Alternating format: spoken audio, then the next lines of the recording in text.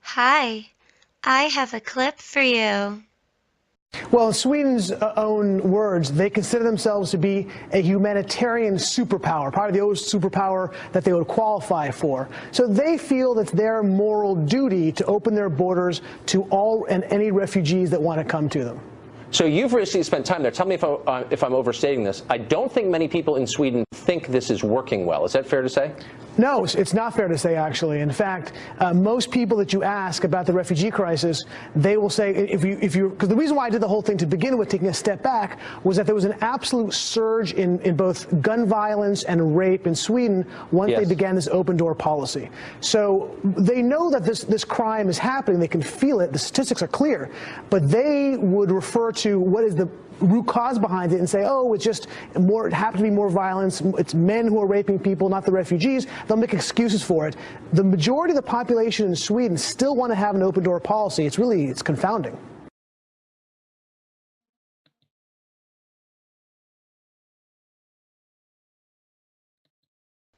Are you as confused as Horowitz?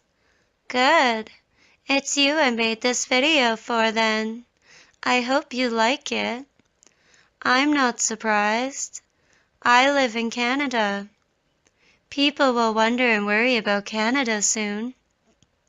Everyone except for Canadians, who will call you racists for wondering and worrying. Now that the introduction's out of the way, we can start. Let's start with no-go zones. We don't have any in Canada. Yet. I know where they will be.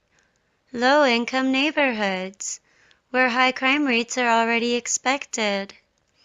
Only some will be referred to as no-go zones. Only some are Muslim-dominated. Others are white-dominated, or Native-dominated, or Asian-dominated, or Black-dominated. I don't know of any neighborhoods dominated by non-Muslim Arabs. It would be interesting, though. People won't notice rising crime rates in these areas. Those who live in those areas will only see more of the same as always.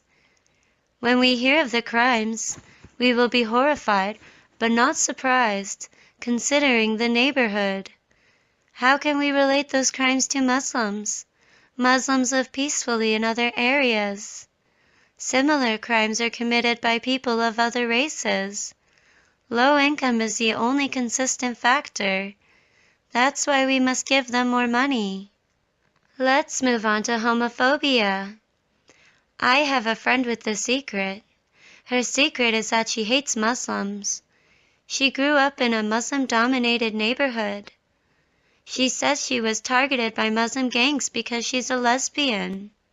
She wouldn't go to school if she wasn't driven, saying it's too risky to wait for a bus or walk. She knows to keep her racism a secret because it's wrong. She was targeted by homophobia, not by Muslims. Any Canadian would happily tell her. Homophobia is the result of poor education.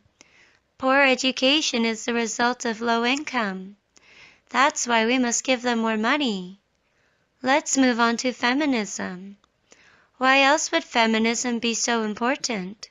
Why else would the 1 in 5 statistic be so important? Feminists will remind us that rape has been prevalent long before the refugees' arrival. That's why we must teach boys not to rape. Let's move on to the liberal border policies. People will question Canada's liberal border policies when previously mentioned issues arise. We will call you racist for this after giving you a look. Refugees don't enter a country through immigration policies. Refugees enter a country through refugee policies. Why are you even relating the two? Are you a nationalist? It doesn't even make sense. We've had fairly liberal border policies long before the refugee crisis. Never had problems before. Your motives need questioning, your intelligence as well. Canadians have all the answers to your questions. 1. low income. 2. You're racist. Our education system has been preparing us for decades. Like Sweden, Canada will see little resistance.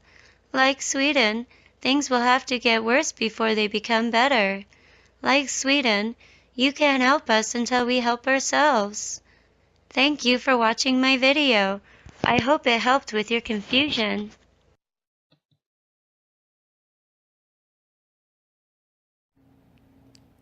One, two, what will you do?